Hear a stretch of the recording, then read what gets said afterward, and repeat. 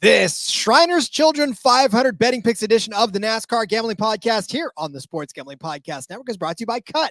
Kutt is a peer-to-peer social betting platform that's U.S.-based and available in 40 states. Head to Kutt.com, that's Kutt.com, and use promo code SGPN for a 10% deposit bonus. We're also brought to you by Underdog Fantasy. Play their fantasy pick'em for a chance to win 100x in NBA, NHL, college basketball, and more. Sign up today using promo code SGPN to get a 100% deposit match. We're also brought to you by Hall of Fame Bets, the sports betting research platform for parlays, player props, and game lines. Download the Hall of Fame Bets app or visit hofbets.com. Use code SGPN to get 50% off of your first month and start making smarter bets today. Driver,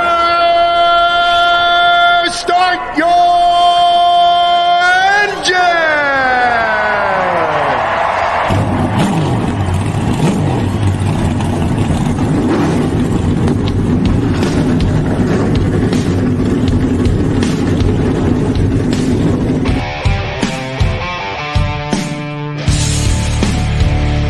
Strap in and pull those belts up tight as the Sports Gambling Podcast Network presents the NASCAR Gambling Podcast. I'll wreck my mom to win a championship. I'll wreck your mom to win a championship. With all the news and the best bets for your NASCAR weekend. It refrains me from not beating the out of you right now because you asked me stupid questions. But since I'm on probation, I suppose that's improper to say as well. If you could talk about racing things, we could talk about racing things. Now, here are your hosts, Rod Villagomez and Cody Zeeb.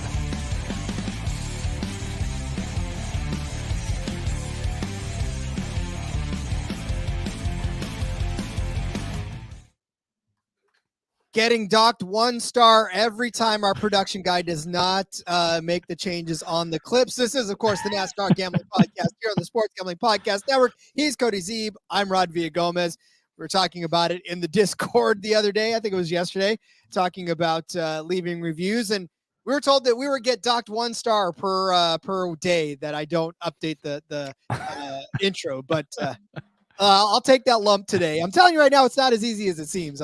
I definitely have to track down all of these quotes, and sometimes it's not as easy to find them as you would think it'd be in this day and age. It's 2024. Make everything everybody says available all the time to you. This is where we need to employ our daughters to do things like this, because I feel like every time I try to do any of these like technical things behind the scenes, I'm like, it's just not as easy as it used to be, Rod. I'm starting to feel like an old guy. Need to employ the children because they can always figure it out right away. Literally, don't ask me to TikTok. Just don't. I'm sorry, but I know that's the trend, and I know that everybody's doing it. But this old guy is not going to TikTok. I don't belong on that platform. I just don't understand, guys. I know that you can get thousands upon thousands, if not millions, of views in a single. But that's not. You don't want me on TikTok. That's creepy. Like, no, I'm not. So sorry, guys. If you're on TikTok, I get it. I understand. I'm not. And I don't Maybe someday we'll get Rod on there. We'll just have to enlist his children and get him doing some dances. So do you in want? the meantime, no dances. That'd be the last thing I. That's what everybody wants, Rod. I know. But yeah, so we're here today, of course, to talk about the Shriners Children 500, the Cup Series race that will be happening in Phoenix this week after 3 exciting weekends of NASCAR racing.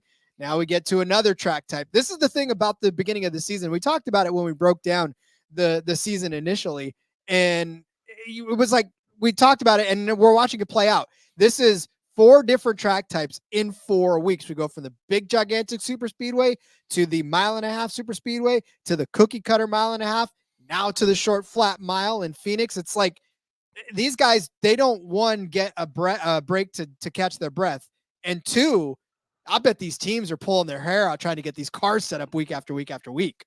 This is how it should be. We talked about this last year, right? They made kind of the big sweeping changes to the schedule going into the last, I think it's actually been the last 2 seasons with the new car, changing everything up. Not as many cookie cutters. Obviously they got rid of a lot of the 1.5-mile normal races. Atlanta changed, Chicagoland, Kentucky away, all this. And really kind of, Texas loses second date, all of that. So cut it back. And they gave us this variety, which is great. We started with 2 super speedways, but how closely can you compare them? Of course, right? Then we go to the 1.5 mile, which a great race there, right? We got another solid, strong finish. So close to cashing our Tyler Reddick. We did.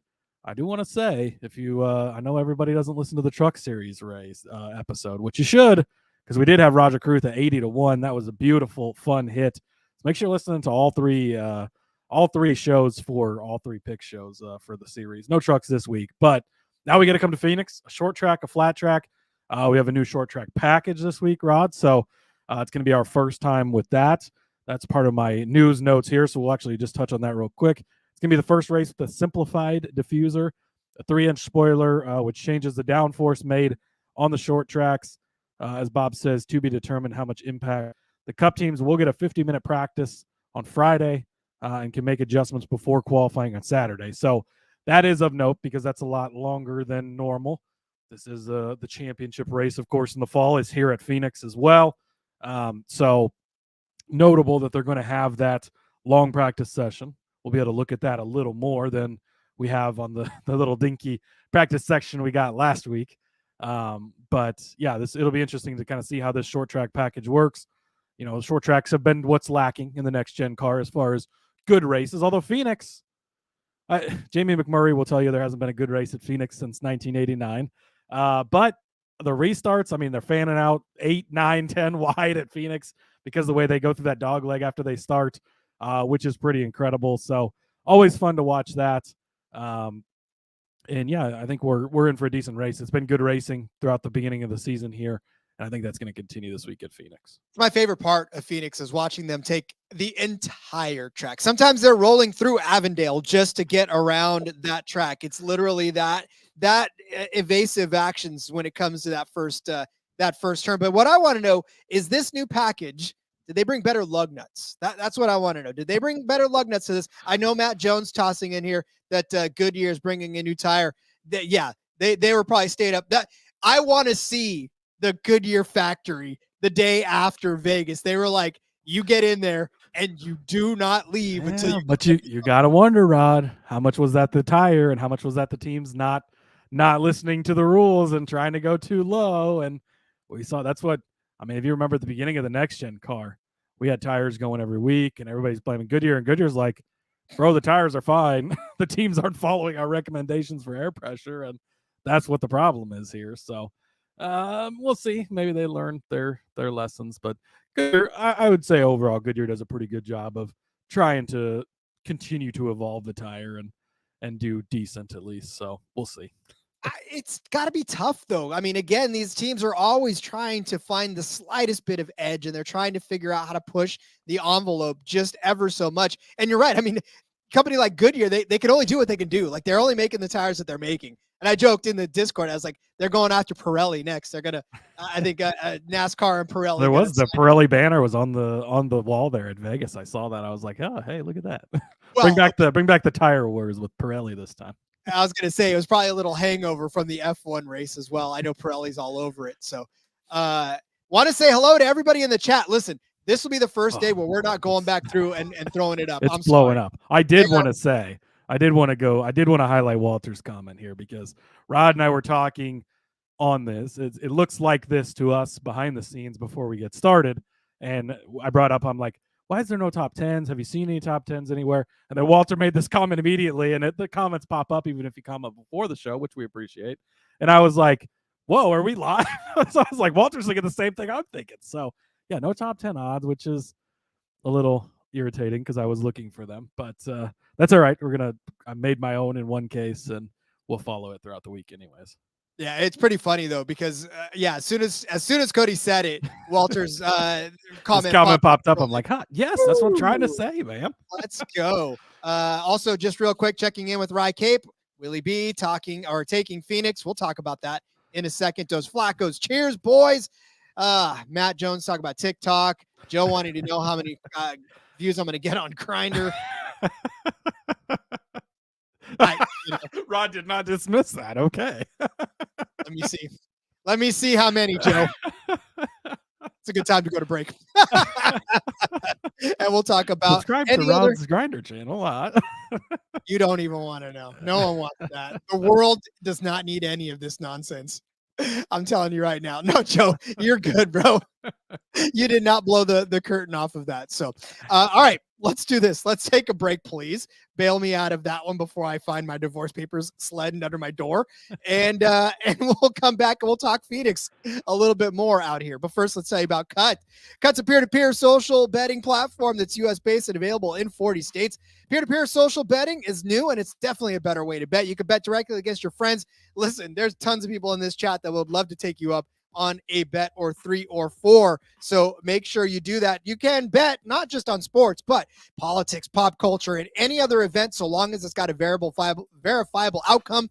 Plus, it's tons of fun and social features. It gives it the feel of a betting social network. Not to mention, Kutt offers the lowest VIG, and they have fully customizable odds, which means you can create your own bets. Kutt handles the payment side of things too, so you never got to chase anyone down for payments ever again. All the social features like group chats, betting leaderboards, head-to-head history, user profiles, fan groups, so much more. And more importantly, rewards. Get cash back every single time you bet against your friends or other users. So download Kutt today in the App Store. Head over to kutt.com. That's KUTT.com and use promo code SGPN for a 10% deposit bonus. You know, we love us some Underdog fantasy. We are going to load you up with tons of Underdog plays at the end of the week, as we always do for this race. So make sure you come back. We've done fairly well the last few weeks. We got a 6 out of 6 on one. I think 4 out of 6 last week. So we're going to continue to follow up on that success and give you all of the drivers to watch, and they're better than or worse than. Or if you're playing any other sport, it's higher or lower than their projected stats. You just pick one side of it, watch those multipliers go up, and then collect it at the very end of the event, because I guarantee you guys are all smart enough to be able to cash in all of your Underdog Pick'em contests. So sign up today with promo code SGPN. No, take that back with promo code RACE SGPN. Get your first deposit double up to $100, as well as an instant pick'em special. Visit UnderdogFantasy.com or find them in the App Store. And don't forget to register with our promo code RACE SGPN to get your first deposit doubled up to $100, as well as an instant pick'em special. Must be 18 or older and present in the state where Underdog Fantasy operates. Terms apply. Concerned with your play? Call 1-800-422-4700 or visit www.ncpgambling.org. Yes, sir. Love us some Underdog Fantasy. Of course, love us some Race SGPN. Telling you right now, I can't be a newscaster, and I'll tell you why. Because if I were given a teleprompter, I would read. I would be like, what was his name on what's that movie? Why you gotta put me on the spot like that? Are you talking about Will Ferrell and Bruce Almighty? I'm talking about Bruce Almighty. Bruce Almighty. Okay. And where I was gonna say you wouldn't be like Will Ferrell, where you just read and fuck you, San Diego. I don't know what to do with my hands. Yeah, I would not read that, because I would definitely. I have friends in San Diego. I love San Diego. But we're not in San Diego this week. We are in Phoenix at the Phoenix Raceway in Avondale, Arizona. We are set for, this is the Shriners Children 500. However, it's a 312-mile race. So 500 is more the kilometers more than the miles. So we're going 500 kilometers. We're channeling our inner F1 on this one, but 312 laps around this mile paved track. As Cody said, it's short, it's flat, and you're going to see tons of drivers duck down into probably this garage area to get through the fastest racing line. So a lot of great racing. No penalty for going under the double yellow line at this one. Well, there's not a double yellow line, but would not be a penalty because they use the entire surface of track, apron, and everything, Rod, for this one. So entry list wise, 36 entries, so no open cars this week. No Yaley, no McLeod, none of that. And your 2 rotating cars, Kaz Grall is back, Derek Kraus is back. So kind of same thing we had last week, minus JJ Yaley. Really no other major changes when it comes to that stuff. Paint schemes are looking slick on some of these as well. Really nice. Yeah. Denny Hamlin, he's got all red in that 11 car, which is a big difference on what he's had in the past, right? With being FedEx just blue or purple and white for so many years, really, and a lot of changes now. That's a pretty sweet looking car. Bowman's got that beautiful dog paint scheme back again. There's some really, really good ones out there. Yeah, and for those of you like Steven who actually use the paint schemes and the daughter the paint schemes. Yeah, she's gonna have tough tough picking this week. Yeah, Bubba's got the Air Force car again this week, as Matt's pointing out. That's as well too. So also I wanted to touch. Joe said he signed up using Kutt, or signed up on Kutt using our promo code, which greatly appreciate. Lost on how to use it, looking for my bets, which we can maybe hit us up offline and we can do it. But you can basically go through and there's already bets that are in there, and you can accept or someone else's bet. But you can also challenge someone too. So you go and basically place a bet and say, I want this side of it, and then send it to me. And if I like the other side of it, I will take you up on it for sure. Because Kutt it's pretty awesome, especially if you got friends too, where it's like, with March Madness coming up and stuff, and it's like, oh, I'm all in on this team. They're like, dude, you're crazy. Like, then it's something about taking your buddy's money. Like, it's great, and you don't have to worry about him not paying you because it's all done through Kutt, and the money's in there, so he's not like, oh, I'm not going to pay you for that or whatever. Like, it's great. So definitely get over there and sign up using that, because they're going to keep getting more racing stuff. I think a lot of futures on there right now for NASCAR. So, and then, we can submit our own bets. So if you got something you like, you hear me talking about something or someone, our guy Chris, where it's always like, he's hating on all my picks all the time. We can bet him up and have fun that way. That's the beautiful part about it, is that it's really, honestly, put your money where your mouth is. And again, top 10 bets, right? We can put top 10 bets up if the books don't give them to us.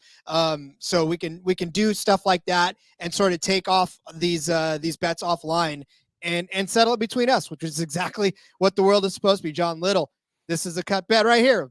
Blaney Larson, top 3 on Caesars. We can add something like that on there as well, but lots of great stuff to be had.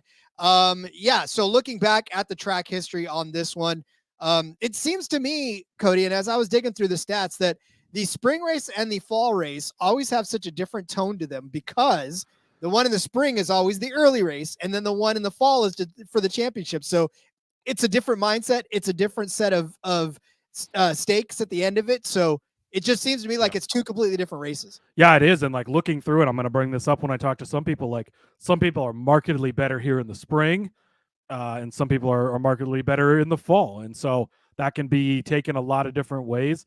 If they're better in the spring, early in the season, maybe by the time we get to the fall, they're out of the playoffs. They're looking towards vacation. They're ready to go home. That could be part of it. Could be the other way around. Struggling a little bit, as sleepy in the spring, but in the championship hut when it comes to the fall, and looking a little better. So prior to the next gen car, we really saw, it was 1, 2, 3, 4 every year for the championship 4 when it came to Phoenix. Not so much the case these last couple of seasons. But like last year we had Ross Chastain win. I think that was the first time in the championship race in this format where we've actually had not the champion win the race when it's come to this Final Four format specifically. So that was definitely different. Joe does bring up fading Larson here. I don't know that I'm going to go that far into it, but I will note for William Byron, for Kyle Larson, they both have a win, Rod. If you want to, and they both have championship. They're going into the season, the championship favorites. They've both already got a win. Technically not locked into the playoffs, but essentially those two drivers are locked into the playoffs for the most part. So if you want to test some stuff out, test some different stuff out for Phoenix, now would be a good time. So if Larson or Byron suddenly looks like shit this weekend, that's why, because they're testing different things out. So keep that in mind. I'm not saying don't bet on them, because I've got some bets on one or maybe both of them coming up here in a little bit, but it is worthy of noting that, and I think the odds reflect that a little bit this week. Larson's plus 550, plus 700 on some books opening up. So maybe not as heavy of a favorite as you would have thought coming off a dominating performance last week. And I think that could be part of the reason why, to a degree. And then the Ford case as well, which we'll probably talk about here in a little bit. But Ford's been stronger on the short tracks and on the intermediates. We've seen a lot. They've been really good here. One driver specifically, which we'll get into as well. So, and then Dos Flacos. Why are we fading LaJoy? Why has everybody got to hate on Corey LaJoy? Come on. It's not hate. It's just realism. That's all there is to it. Oh, geez. Don't worry. There's a bet in this that's going to fade Corey LaJoy. So we'll have that conversation when we get there. We will. I will say, though, that I was looking and I could not find, for the life of me, odds for a Kevin Harvick top 5. I'm a little disappointed. That was going to be the other show. Kevin Harvick top 10. Like, that's the most sad thing it's not out there, Rod, is 19 times. He ended his career. bring him back for this race. Just let him go out there and cash another top 10 bet for us, because it was the most beautiful bet you could ever make, and it just cashed every time. Every And time. I'm really sad. They could have had it Max Verstappen minus 450 style too at that, because it just happened every single time. But yeah, he can't finish top 3 or top 5 from the booth, or top 10 from the booth, unfortunately. You never know. Watch him have to get in there for somebody else and fill in. All of a sudden, he's top 10. All of a sudden, he's top 10. All right. Well, then I think the next thing we got to do is get to our betting card. But listen, I want to tell you about some brand new friends we have. We have Champs. Champs is hosting a free March Madness bracket contest for a chance to win $1,000 plus. If you host your own March Madness pool on Champs, you'll get an extra free entry into the bracket contest. Ooh, March Madness just got a whole lot sweeter with Champs. Tiebreakers are determined by who enters first, so go make sure you register now so you don't miss out. You want to get in? Go to sportsgamblingpodcast.com/champs. That's sportsgamblingpodcast.com/champs. We're also brought to you by Hall of Fame Bets. Win bigger by betting smarter this NBA season with Hall of Fame Bets, the sports betting analytics platform for parlays, player props, and game lines. Research every NBA and soccer bet with historical stats and data. Enter any parlay idea into Hall of Fame Bets, a revolutionary parlay optimizer tool to get hit rates broken down by leg, as well as an expected probability for the entire parlay. Sort all players by hit rate for any bet to learn which players are hot and which picks have value. Stop betting in the dark. Join over 30,000 users researching with Hall of Fame Bets to craft more intelligent, data-driven parlays. Download the Hall of Fame Bets app or visit HOFBets.com and use code SGPN to get 50% off of your first month today. Start researching, start winning with Hall of Fame Bets. All right, Cody, of course it is, like I said, the Shriners Children 500, not 500 miles, not 500 laps, pretty much 500 kilometers. It's only 312 miles this race is, so don't get set down for a 500 lap race or a 500 mile race and get disappointed. Just know that there's going to be plenty of action in these 500 kilometers. Don't worry, Rod. Absolutely. Dos Lacos, yet again, the mind reader that he is. Bet the Toyotas this weekend, boys. Let's kick it off with the Toyota, shall we, Rod? I'm going to go to my guy, Tyler Red Dog Reddick. We're going to take him top 5 over on Caesars, plus 225. Rod, what do you think his top 10 odds will be when they come out? Because I'm very interested in that as well. I wrote minus 110 in the sheet here. I don't know. I'm thinking maybe it's somewhere around there. I'm going to say if it's minus 120 or better, go ahead and take that as well. So I'm going to add that as a possible official play, depending on the number when it comes out, because the books are a little bit scared of us, but that's okay. That happens. Anyways, but Tyler Reddick, Rod, first of all, being a little bit disrespected this week. I got some more bets on him coming up here because I don't really fully understand this. Looking at his Phoenix in a whole, right? Not the greatest thing. He's got a 22nd and 23rd place finish here, Rod, but those were both in the fall races. Those were both after he was eliminated from the championship. Those were both with vacation on his mind. Can you blame him too much? Probably not. In the spring races, in the next-gen car, Rod, 3rd place and 3rd place for Tyler Reddick. So really, that's the case in and of itself, right? Is he's been good here, both spring races, and you're getting a really good number. I mean, plus 225 to be in the top 5, that's a good number. For a guy who was extremely impressive last week, maybe a little bit of chip on his shoulder now after not quite being able to run Larson down. If it ends up where Larson and Byron are trying something and aren't in that top 5, and of course, it was going to open up 2 spots. I'm not saying that's going to be the case. You can throw that out there as something that's possible as well. You look at a couple other tracks too. He was 6th place at New Hampshire last year with 23:11. That's probably one of the more comparable tracks to this, mile at least in size. The short flat trackness of it. There's not a direct comparison to Phoenix. It's kind of its own little thing for the most part, but definitely a track you can look at. Another track you can kind of look at a little bit, North Wilkesboro, in the fact that it's shorter, flatter. Again, a little bit of a stretch, but he was 3rd place in the All-Star race there. So I think those things alone, along with his combined record, average finish a 3rd, Rod, in 2 races in the spring here at Phoenix. So Tyler Reddick, so close to hitting for us last week for the outright. Getting back on him this week. Top 5 plus 225, top 10. Again, I'm going to assume that's minus 110, minus 120 area, and I'm going to take that. And Joe brings up Richmond as well. I don't have his Richmond stats written down, which potentially means he wasn't very good there. But Toyotas have been good there in the past, so I'll take that as well. Yeah, Reddick, you got to ride this hot streak with him because he's a streaky driver in and of himself. And so if he's finishing well, he's probably going to do it for a little while. And then once he stops, we'll hop off. But yeah, I mean, you gotta hit There's him no well. hopping off, Rod. The 2024 champion. We're staying on this train. You love you some Reddick this year. I will let you have the entire bandwagon. I'll go ahead and hitch my wagon somewhere else. I want Jimmy Johnson to run full time. That's what I want. Speaking of which, I'll take one of his former Hendrick, well, I don't want teammate, but one of his former Hendrick friends, William Byron. I'm going to take him over Denny Hamlin. This is at -120 over on Superbook. This one's a close one. All right. I'm not going to lie to you. This one's kind of the one that had you clinching a little bit, but there was something last week that I noticed in that, with William Byron, should there be no trash bags on this track, William Byron, I think, is going to be in for one hell of a run. Although I did see, what was it? Somebody posted something about William Byron's trash bag somewhere out there. That was me. That was me. I took a video. I saw a truck as I was driving down the road with the trash bag, like flailing underneath of it today. Took a little video of that, and I was like, oh, look, I found William Byron. It's made its way to Nebraska, William Byron's trash bag. So making the world tour. Gotta love it. No, but listen, so again, this is a close one. William Byron's average finish here over the last few races since 2021 of February. 9th place is average finish. Denny Hamlin 9.7, so not necessarily that far, but 9.1% of laps led for William Byron, 2.5 for Denny Hamlin, which means obviously Byron has had the fastest car. They're both tied in total top 10s with 4, tied in total top 5s with 2. The only difference is, like you said, Cody, William Byron has a win on this track. Look back at what Byron has done on intermediates over the last few years, or the last couple of seasons, rather. 4th place at Phoenix to end the season. 24th at New Hampshire. I'm going to kind of throw that one out. But 8th place at Gateway, 4th at Dover, 1 at Phoenix in 2023, and then 6th place in Phoenix last year. So pretty good bookend from Phoenix of the fall, right? 6th with only 1 finish outside of the top 10, and really essentially only 2 finishes outside of a top 5. Look at Denny's intermediate track history over the last few seasons.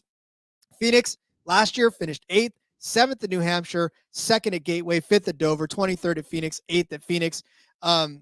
Close. Like I said, really close. But for whatever reason, I tend to believe that William Byron's going to be better. Look at last year's Phoenix 1 total speed rankings.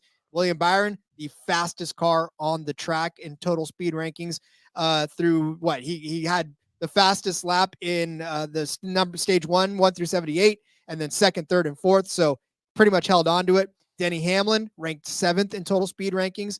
Look back at Phoenix number 1.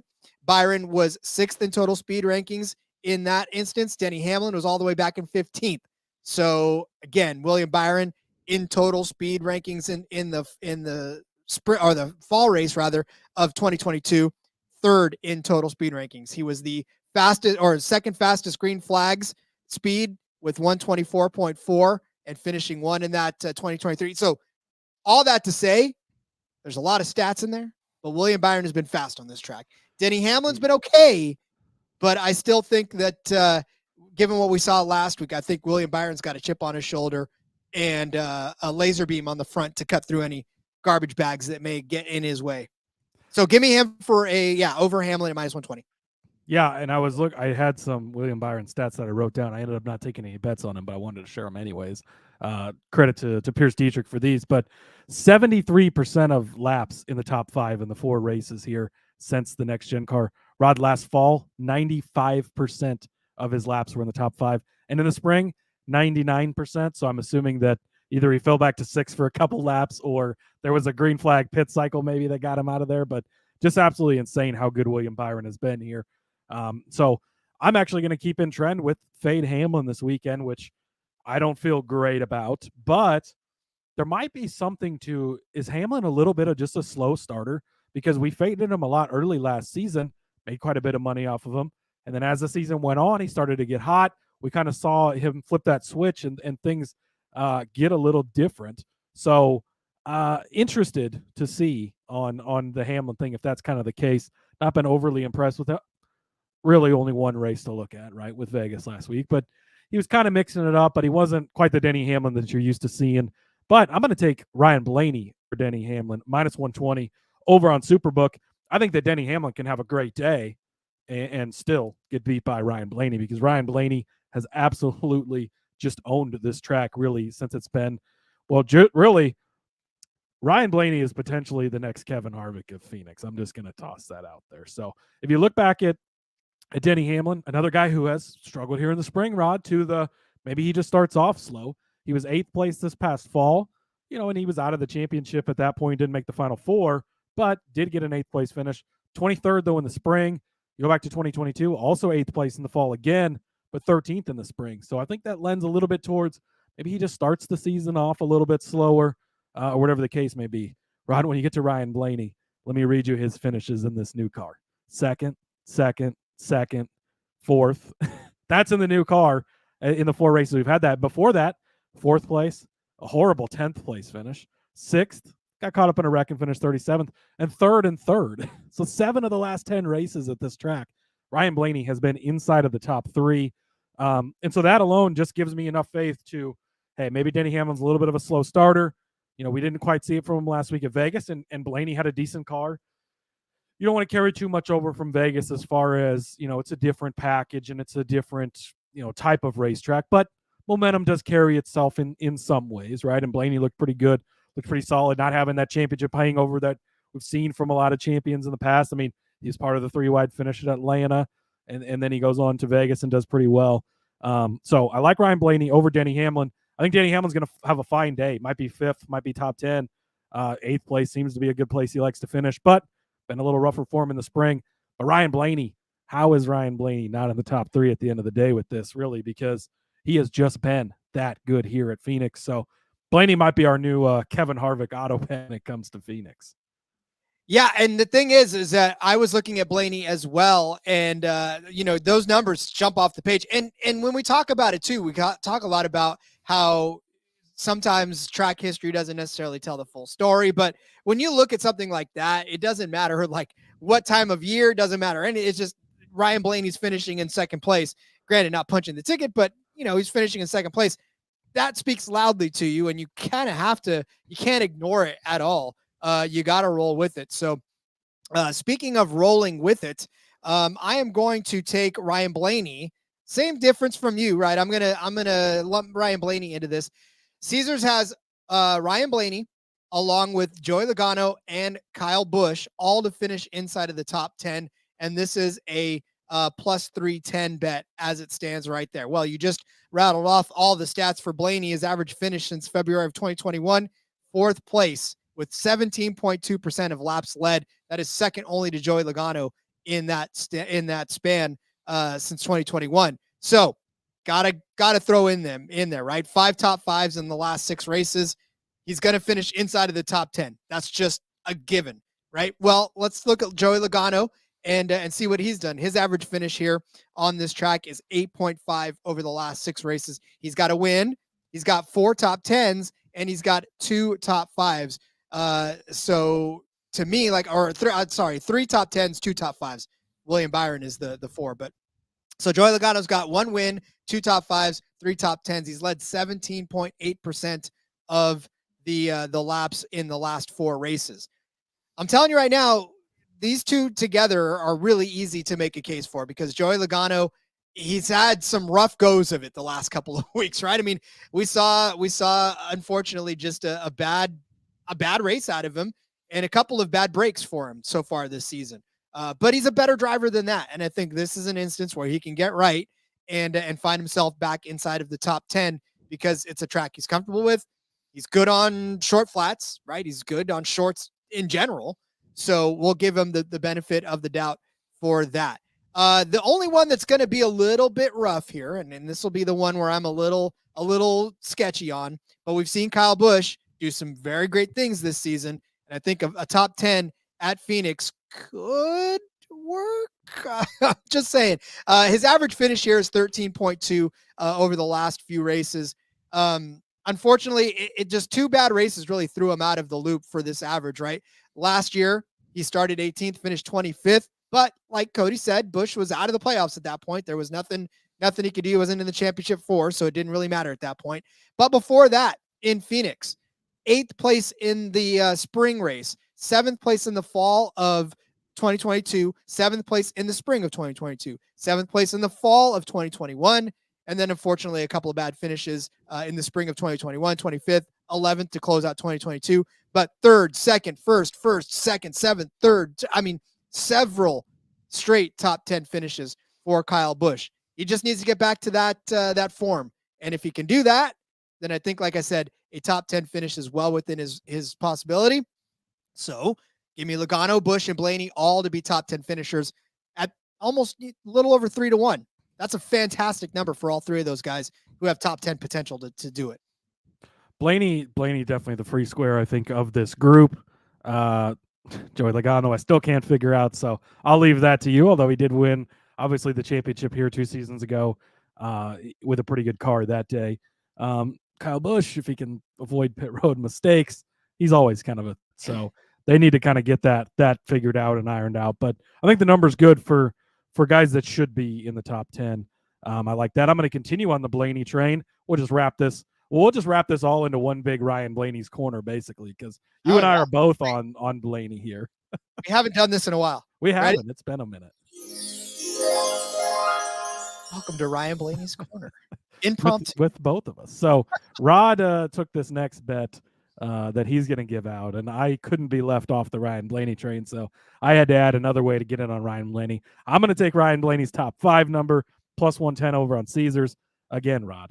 Second, fourth, second. Like, he's one of those seconds he should have won. That was the race Joey Logano won, where Ryan played the good teammate and held everyone off behind him. So, Blaney top 5 here just seems like it's going to be fairly automatic. Honestly, I'm really shocked it's plus money over at Caesars at plus 110. So get in on that. Also get in on the bet you like, because I love the number there as well. Yeah, and the bet, this number is insane. Blaney top 3 plus 250. I mean, you're getting 2.5 to 1 on something that's happened almost every single time this dude has been on the track for the last couple of seasons. Like, how are you still giving me plus money on this? Don't even ask. Just go hammer it now. And hammer it now, because by the time this show comes out, God knows we move lines. So you may not get that again. So plus 250 on Superbook. Blaney top 3. There's nothing else I can add that we haven't already said. We car lifted him, and we didn't even really know we were going to car lift him. Joe's telling us to be careful. Yeah, he tells us to be careful. He did make a point that all the Caesars SGP bets have Blaney in it. Doesn't trust it. That part is a little fishy. So Erica, stay tuned. You'll be happy here in a few minutes. Don't worry about that. Next up for me, actually, this is actually perfect timing for Erica, because she just checked in. Are we holding off on the Ty? Yes, she's probably coming in late as usual. You're just in time, because here's my Ty Gibbs bet. I'm going to go over to the top finishing Toyota bet that it's a reoccurring favorite. Again, this Toyota group, yeah, there's 8 of them now. I get it, and it makes it a bigger group. But, Rod, it still is just a group that's a little bit bigger than normal. So getting in on Ty to be the top finishing Toyota here. I'm also going to take Tyler Reddick to be the top finishing Toyota. Ty Gibbs plus 550, Tyler Reddick plus 650. This gives you 2 of the 8. They've only got to beat 6 other guys. We saw it last week from Ty Gibbs with a 5th place finish. After he struggled and had some issues, still kind of gets a good, strong finish for you with a 5th place at Las Vegas. That shows you a lot about how he's matured. So there's a few guys that certain things you can't look back on too much, Rod. And I think that Ty Gibbs is one of those. As we go forward, don't look too much into what he's done previously at a track, because it's not always going to be a reflection. He was filling in, then he was in his rookie season.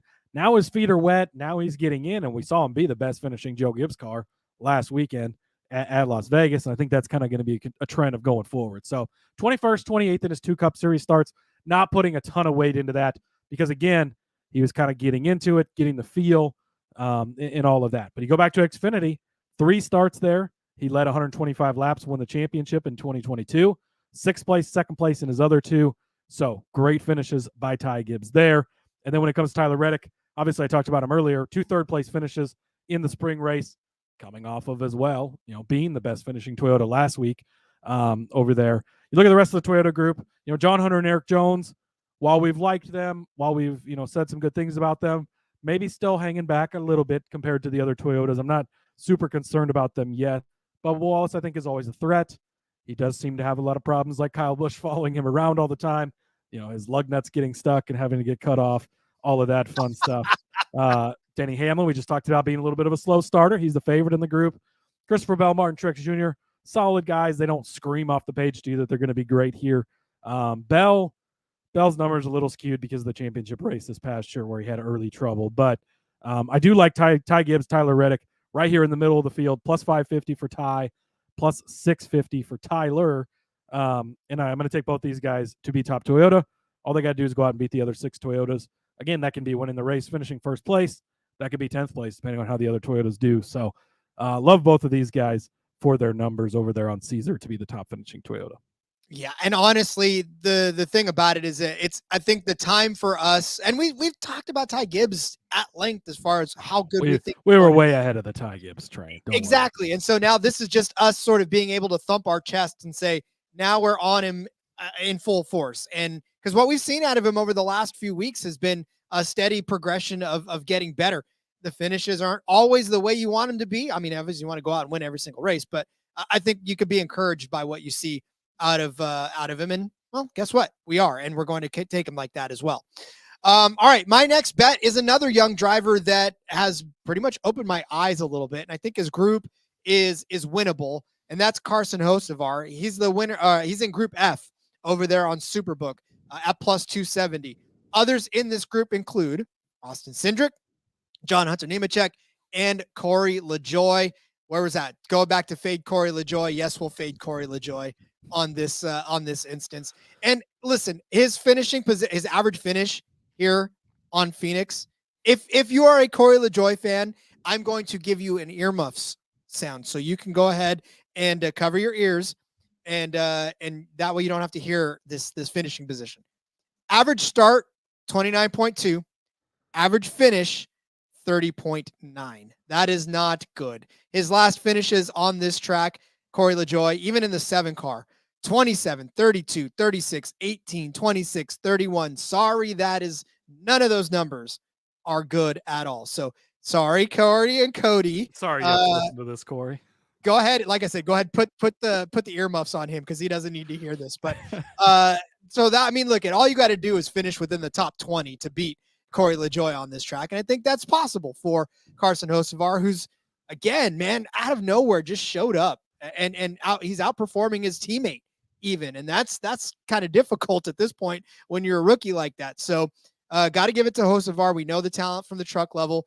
We only saw him a few times up in the Xfinity level. So he shot straight from truck to essentially cup rides and making his hay. Cindric, his average finish on this track, 23.8. His last few finishes have been 35th, 25th, 11th. Woo, yay. And then a 24th. So not good for Austin Cindric either.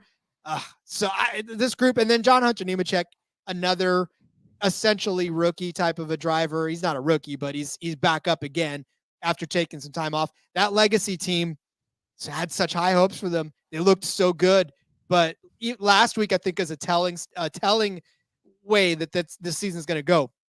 You look at and they look good, and then they just don't. They're good until they're not, right? It's fun until it sucks, is really essentially how this is going to end up being for these guys. So for Hocevar, he just puts together another good run. I see no reason why he can't win this group. And at plus 270, let's go. Joe's epilogue of his own fable calling you another Corey hater. They're everywhere. They're everywhere, Joe. No, look, it's infiltrated my own show. Good job. Geez, I just, and he wants to know where Spire got all the money from. Gainbridge / Andretti, huge influx of money from that, which I think Corey actually is going to be driving a Caitlin Clark. She's now a partner with Gainbridge. I think that she's going to be on his car from what, I don't know if it's this week, but from the sounds of this week, I think. So be interesting to see that. I'd be huge. I hate Iowa. Of all the schools she has to play for, why does it have to be Iowa? But I love Caitlin Clark. She's amazing. So, but yeah, Hocevar has been extremely impressive. I mean, the couple times we saw him in the Cup Series last year in the 43 car, really impressive. He was impressive last week. And they had some serious issues too. I don't love fading Corey LaJoie here, but you laid out the case, hasn't been great. John Hunter, we're still kind of up in the air with legacy, and Cindric, not been great here either. So I think this is probably a good chance to get in on Hocevar.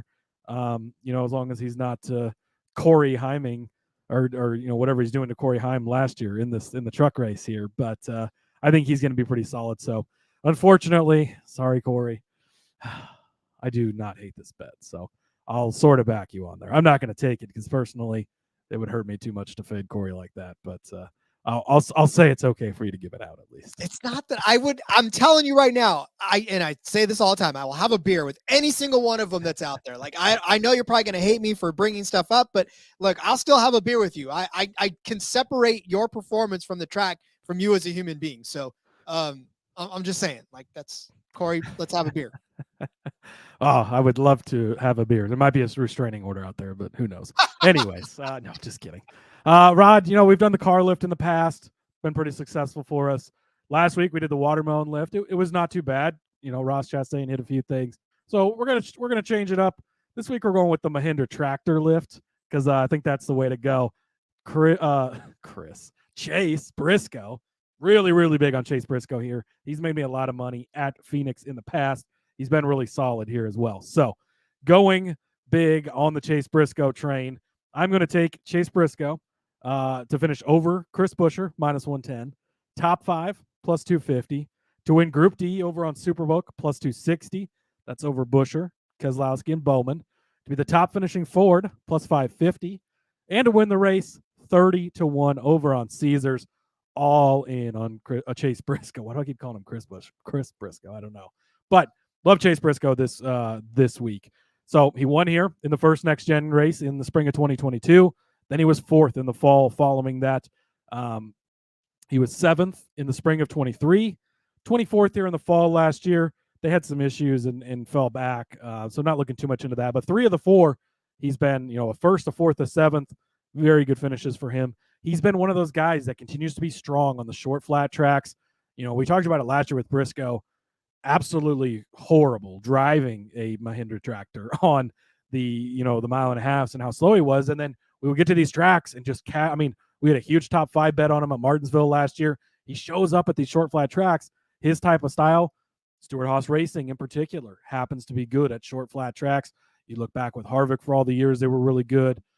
Joe continues to try and talk us into Josh Berry, which I don't know. I have no top 10, maybe top 10. If there's a top 10 out there for him, it's got to be decent number.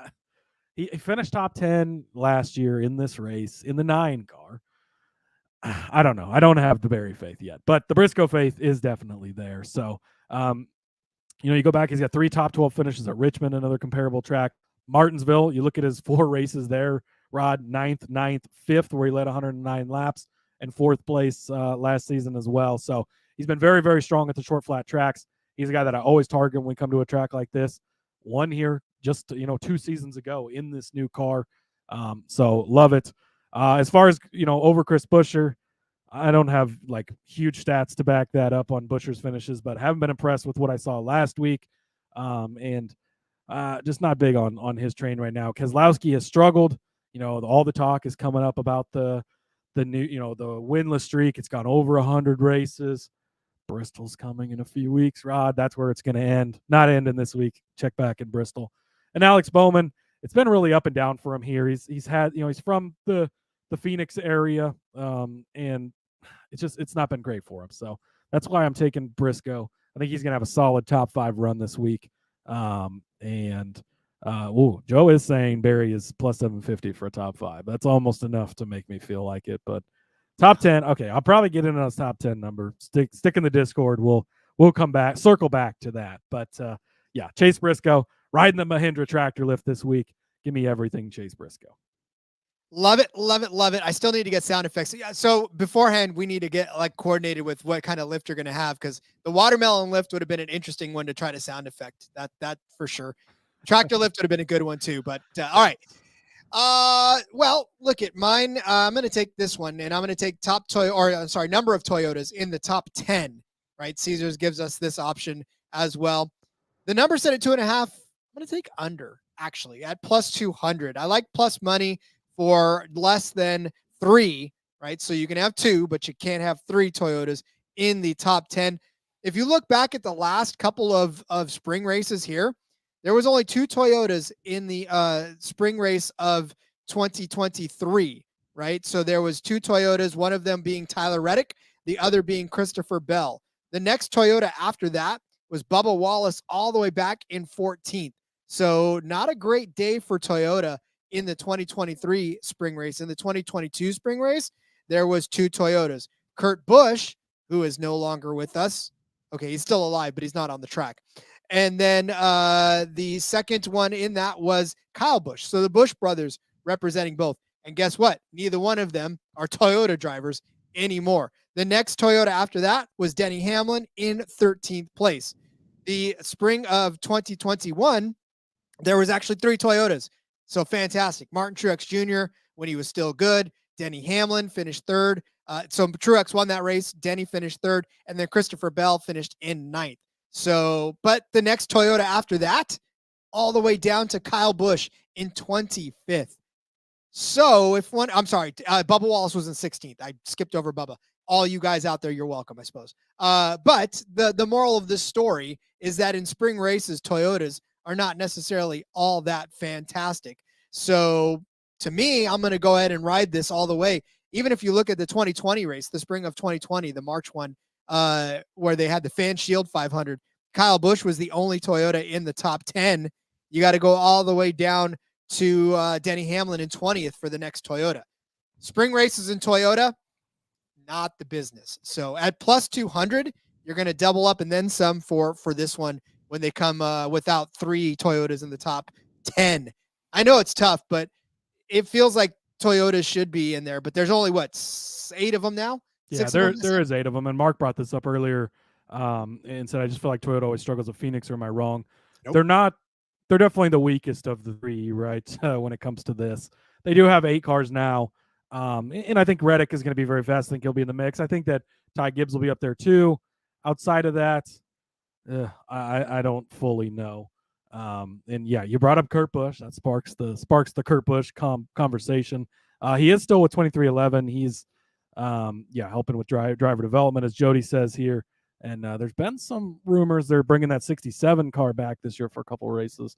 Also been some rumors that maybe Kurt Busch has been cleared. Maybe we get to see one last Kurt Busch ride, which would be outstanding. But I don't know. I don't know just yet if that's going to happen or not. Yeah, it'd be nice to see for sure. I pulled a Cody too. I filled another box. I filled another bet in this box. I like to see it, Rod. This is, you're learning. It's good. I did. I was like, I'm stuffing the box. It's Tuesday. I'm stuffing the ballot box, and I'm going to roll with this one. The average speed of this race, they're actually giving us an option to bet on the average speed. It's set at 104.5 at minus 115. Now you think to yourself, that seems rather slow, and yes, it is for a super speedway, but for a mile track, it's pretty reasonable. However, in this next gen car, last spring in 2023, the average speed of this was 105.491, so that is more than 104.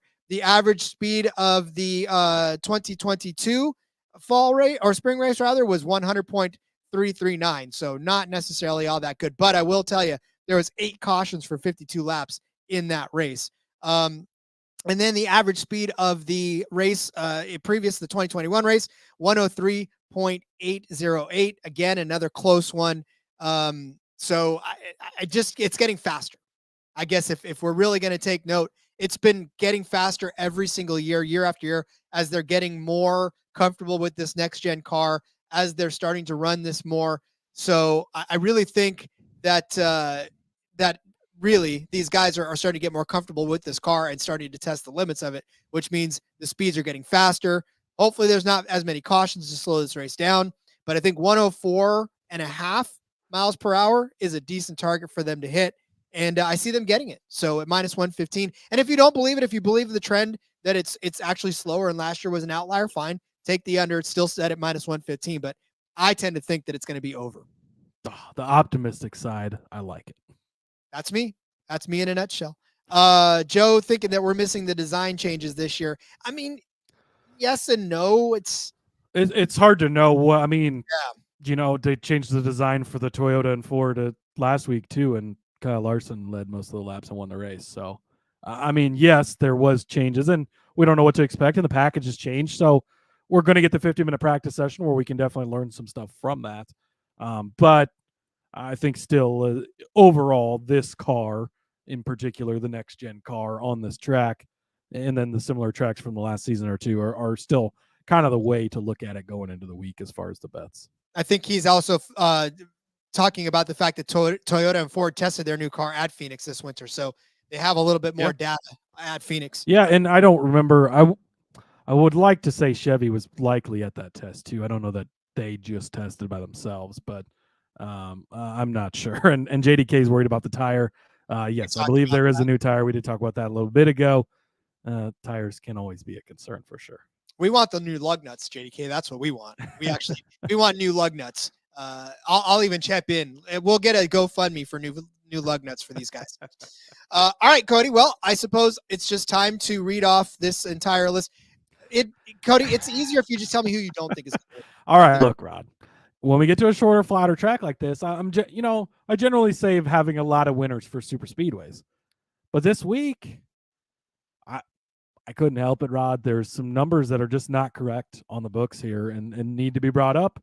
So it's my job. That's what I'm here for, to bring them up. So I've already given out Chase Briscoe 30-1, of course, as part of the Mahindra tractor lift we had earlier. By the way, Mahindra, we would love to run the tractor lift every week if you want to hit us up. So we'll take your sponsorship money for that. But Rod, Superbook has Kyle Larson over at 7-1. Where's Chris at when I'm betting on Kyle Larson here? Back me up, buddy. Kyle Larson is a scary guy to bet on outright because he is the definition of checkers or wreckers. Like, he's either first or he's wrecking it or he's falling back, finishing in the back. But 7-1 for the guy who just led a ton of laps last week, won the race. I mean, do we not learn anything? And I get it. It's a different track, and Chevy hasn't been as strong here, although him and Byron have both been very good here.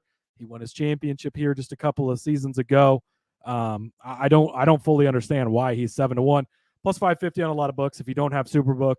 I know they're not available in every state, but I think they're in 8 or 9 states. So if you have it, 7-1. Plus 550, honestly, I would still take. I thought he was going to open a lot smaller than this, Rod, and it's too good to pass up on. There's a lot of guys you can make a case for at the top here. You're going to make a case for a guy that I really like as well.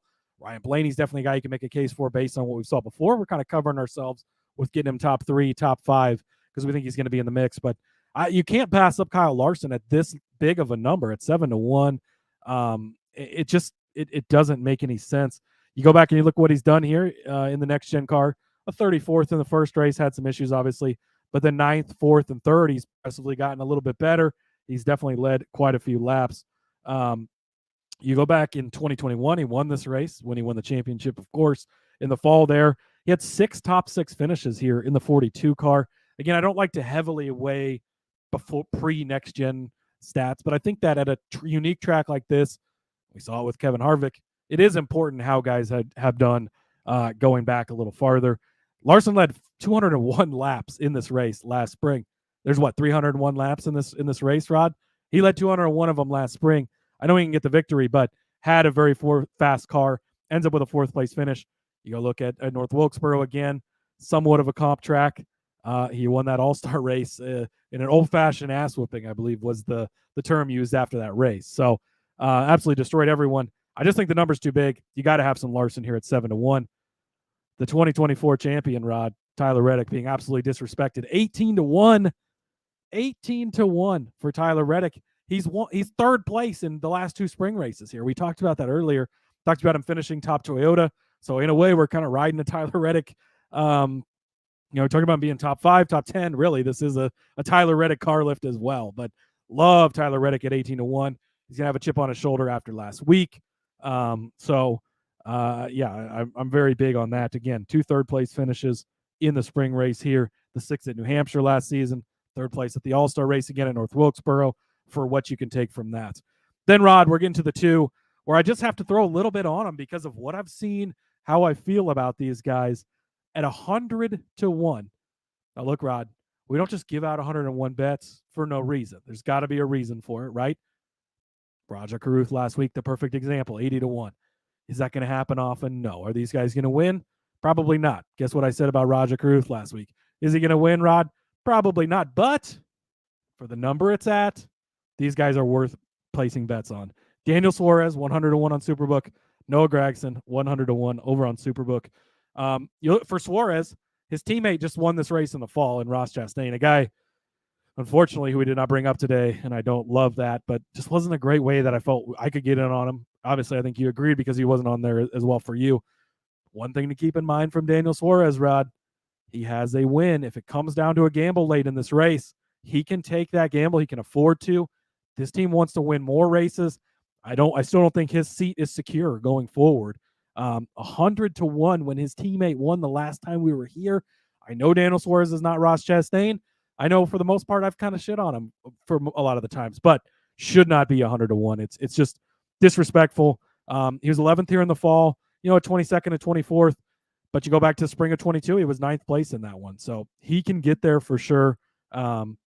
He led 55 laps in the All-Star race in North Wilkesboro as well. So if he gets up front, he can find a way to stay up there, I think, for sure. So he's worth looking at. And then Noah Gragson is the other guy, 100-1. Again, it just doesn't make any sense.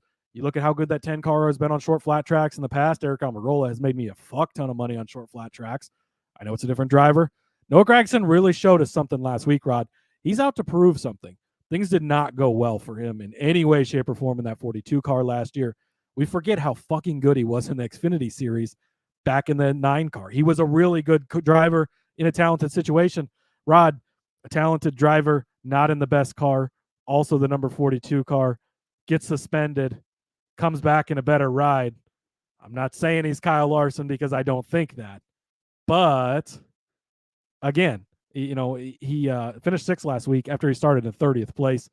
He's uber talented. Briscoe's been good here. We always highlight SHR when it comes to these types of tracks. I think he's a guy that can get it done. I think 100-1 is just an absolutely ridiculous price. Again, do I see Suarez or Gragson winning this race? Likely not. Are they worth placing bets on because they can do it? Absolutely at 100-1.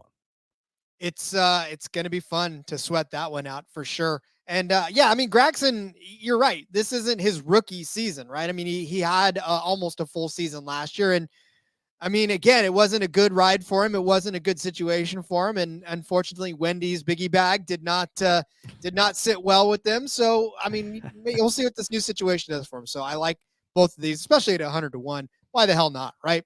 This is the fun stuff when you get again, to and toss out. It's not just tossing it out because they're long numbers, and that's a lot of the reason, but there's also cases to be made. They're in cars that are good enough to do it. They're in cars that their teammates have won in the next gen package in 2 of the 4 races we've had here. So, and they're capable drivers for sure. And Noah was good here in the Xfinity Series. I didn't even get to that, but he was strong here. He finished 2nd to Ty Gibbs in that race. He won here in the spring of 22. 2nd in 2020 as well. So I think, look back to last spring, he was 29th in this race, but let's pump the brakes on that. Again, hard to look at that early season with that 42 car. We know that team struggled and all that. So I'm not really weighing that into it. Yeah, plus it's a fun way to just cheer for random drivers too, because it'll give you a reason to cheer up and down the pylon. All right. Well, then I'm going to take a less, big swing approach. I'm going to take William Byron. And listen, as I was looking at this, the number actually jumped up. So it was at plus 700. Now it's at plus 800. So give me William Byron at plus 800. We already talked a little bit about William Byron earlier, right? And it's just his last finishes at Phoenix. He won this one last year and then finished 4th after starting on the pole, led 95 laps in that race, led 64 in the race before that. He's William Byron. I think last week was one of those instances where he was so damn good and he just got derailed by something that wasn't even his fault. He's pissed. That team's pissed. They're going to want to come back and swing hard at this.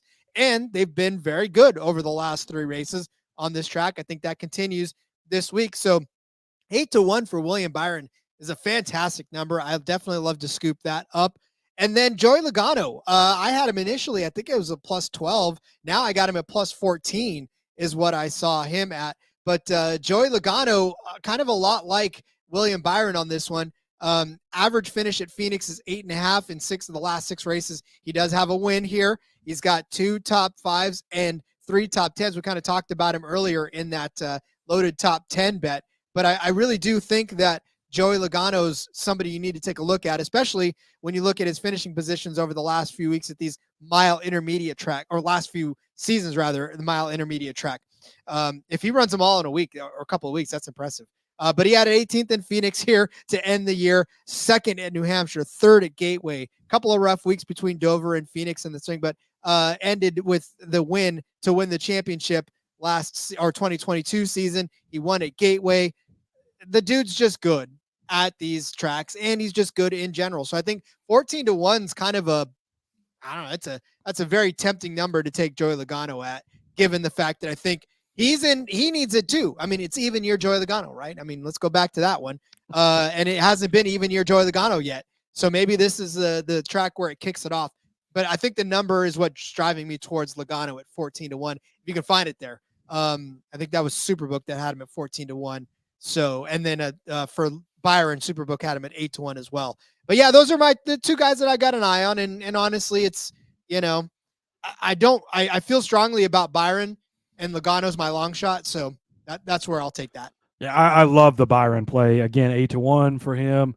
I couldn't pass up Larson at 7-1 just because, again, much like I talked about last week, you took Byron because they're close enough.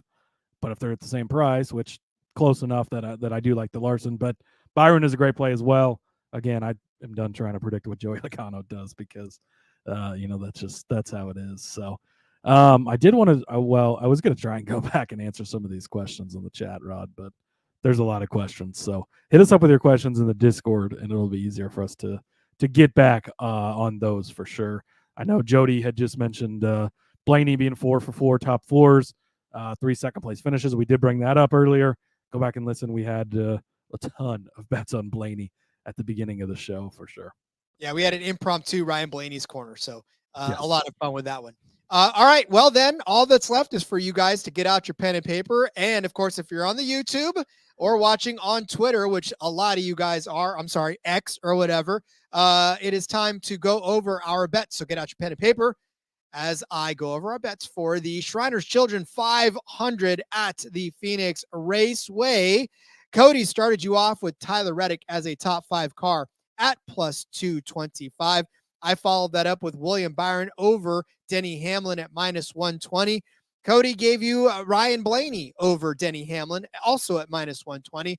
I said that Logano, Busch, and Blaney would all finish inside of the top 10 at plus 310.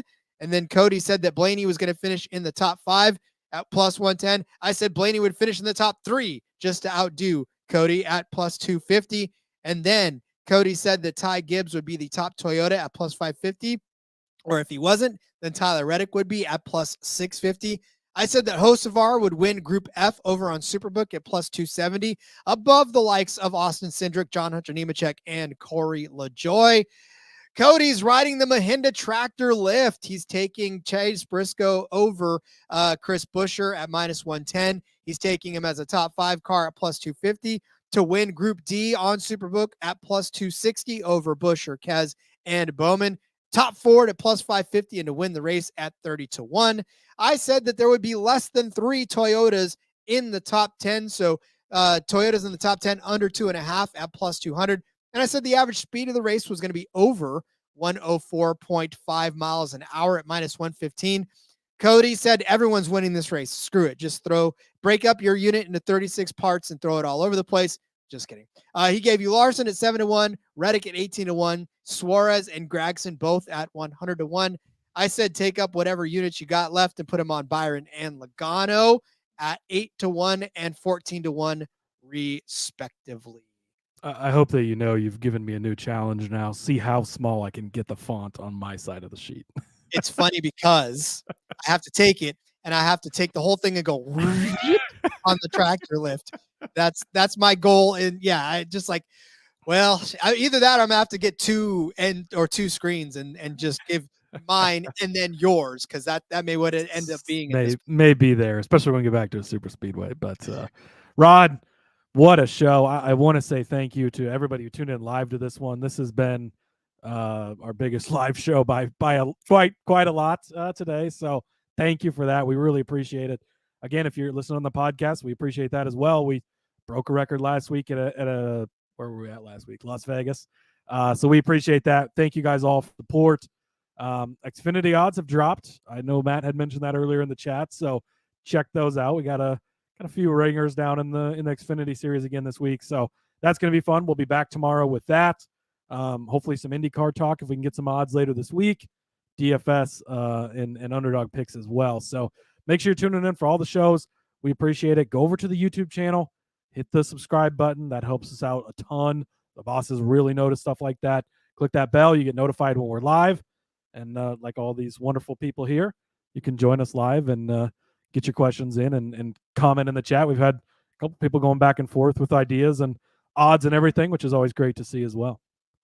Breaking records every single week. You love to see it. I mean, I know that they were always telling us, yeah, the growth usually happens in the third season. Well, they are not wrong. You guys have hung with us for this entire show, and you are all troopers. So for those of you watching on X, for those of you watching on Twitter, for those it's the same thing. For those of you watching on YouTube, for those of you watching on Facebook, just can't thank you guys enough for everything. Yeah, if you're watching on Facebook, glad you survived the great outage of 2024, and we were able to get this show on there.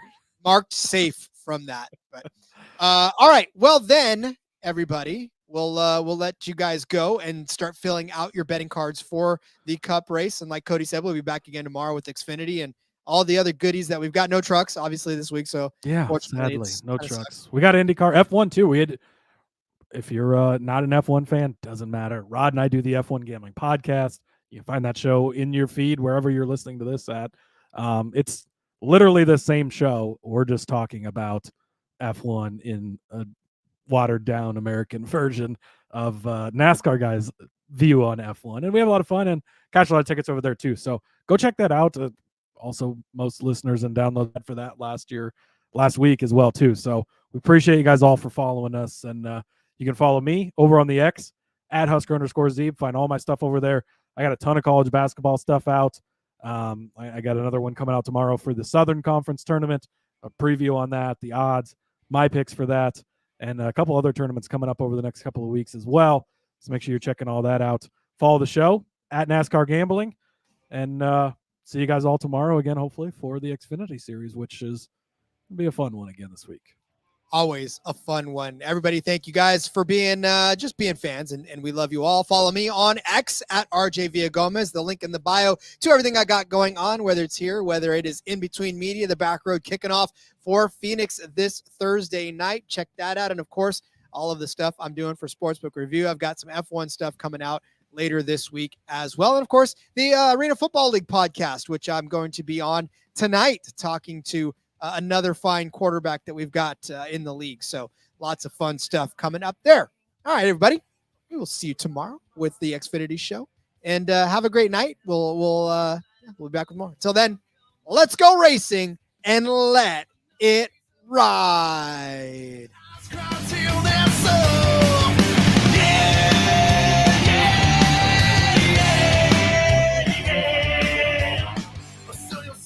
Shadow